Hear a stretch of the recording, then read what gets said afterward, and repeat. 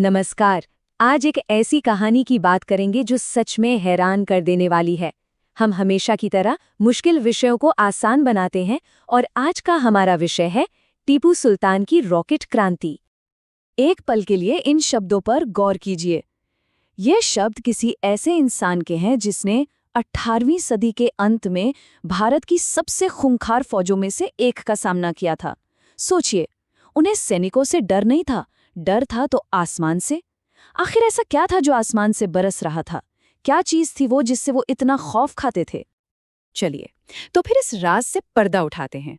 वो कौन सा गुप्त हथियार था, कौन सी ऐसी तकनीक थी जिसने ब्रिटिश ईस्ट इंडिया कंपनी जैसी उस वक्त की सबसे बड़ी ताकतों में से एक को भी सचमुच हिलाकर रख दिया था? तो हमारी कहानी की शुरुआत होती है 18वीं सदी के मैसूर साम्राज्य से। ये वो जमाना था जब हैदर अली और उनके बेटे टीपू सुल्तान एक ऐसी मिलिट्री पावर, एक ऐसी फौजी ताकत बना रहे थे जो आगे चलकर इतिहास का रुख ही बदलने वाली थी। और वो गुप्त हथियार था मैसूरी रॉकेट। जी हाँ, एक रॉकेट। इसी एक हथियार ने उन्हें जंग के मैदान में वो एज दी, वो बढ़त दी जिसकी किसी ने कल्पना भी नहीं की थी। और सच कहें तो इसने युद्ध के तौर तरीके हमेशा के लिए बदल डाले। तो सवाल ये है कि इन रॉकेटों में ऐसा क्या खास था, क्या चीज थी जो इन्हें इतना अलग और इतना खतरनाक बनाती थी? इसका जवाब यकीन मानिए एक बहुत ही सिंपल लेकिन रेवोल्यूशनरी, एक क्रांतिकारी तकनीकी बदलाव में छिपा है। सारा का सारा खेल था लोहे की केसिंग का। देखिए, इससे पहले जो रॉकेट बनते थे उनमें कागज या किसी मुलायम ट्यूब का इस्तेमाल होता था, लेकिन मैसूर ने लोहा इस्तेमाल किया। और बस यही एक चीज एक गेम चेंजर साबित हुई। ये छोटा सा दिखने वाला बदलाव ही उनकी असली ताकत थी। अब यहाँ देखिए, ये फर्क कितना बड़ा है, साफ नजर आता है। एक तरफ वो पुराने रॉकेट, कागज के, कमजोर, कम दूरी वाले, और दूसरी तरफ मैसूर का नया डिजाइन।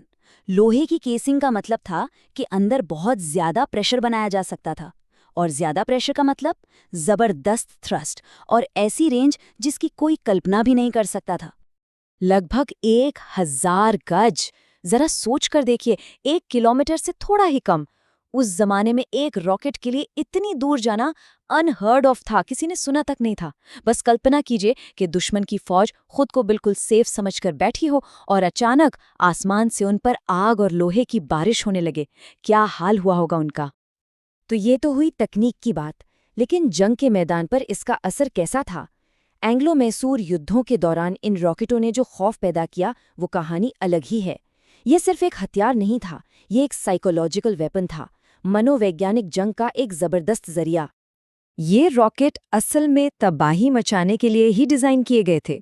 सोचिए, रात का अंधेरा है और अचानक सीटी जैसी भयानक आवाज के साथ ये आसमान से गिरते हैं, जमीन से टकराकर बेकाबू होकर उछलते हैं और अपने रास्ते में आने वाली हर चीज में आग लगा देते हैं।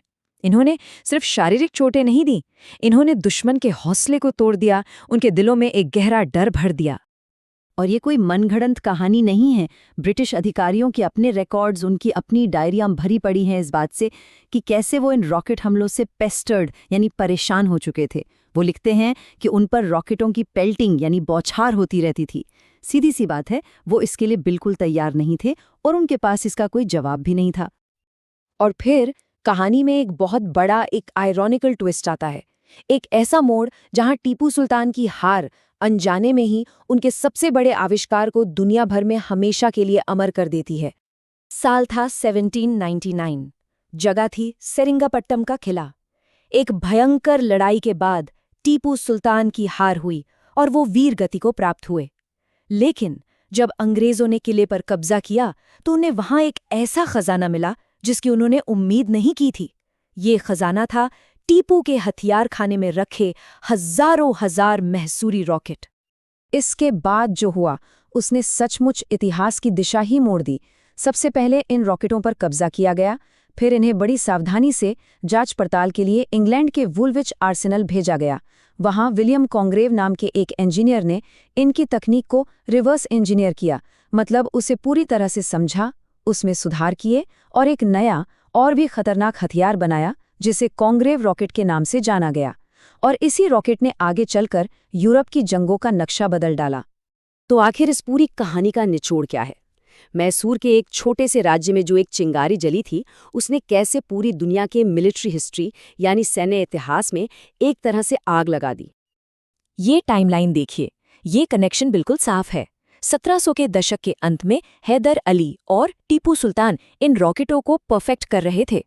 1799 में सेरिंगापट्टम में ये तकनीक अंग्रेजों के हाथ लगी और 1800 के दशक की शुरुआत में ही विलियम कॉन्ग्रेव ने इसी तकनीक पर आधारित अपने रॉकेट पेश कर दिए और इन्हीं रॉकेटों का इस्तेमाल नेपोलियन के खिलाफ जंगों में जमकर हुआ। और यही इस कहानी का सबसे जरूरी पहलू है। आज दुनिया भर के इतिहासकार मानते हैं कि हैदर अली और टीपू सुल्तान मिलिट्री रॉकेटरी के पायनियर्स थे, यानी अग्रदूत थे। वो सिर्फ राजा या सुल्तान नहीं थे, वो मिलिट्री इनोवेटर्स थे, सैन्य तकनीक के आविष्कारक थे, जिन्होंने भविष्य की जंगों की नींव रखी। और हम आपको इसी एक सवाल के साथ छोड़कर जा रहे हैं। जरा सोचिए, इतिहास के कितने ही महान आविष्कार किसी शांत लैब में नहीं, बल्कि जंग के मैदान की अफरा तफरी और जरूरत के बीच पैदा हुए हैं। टीपू सुल्तान के रॉकेट इसी सच्चाई का एक जीता जागता जबरदस्त सबूत हैं।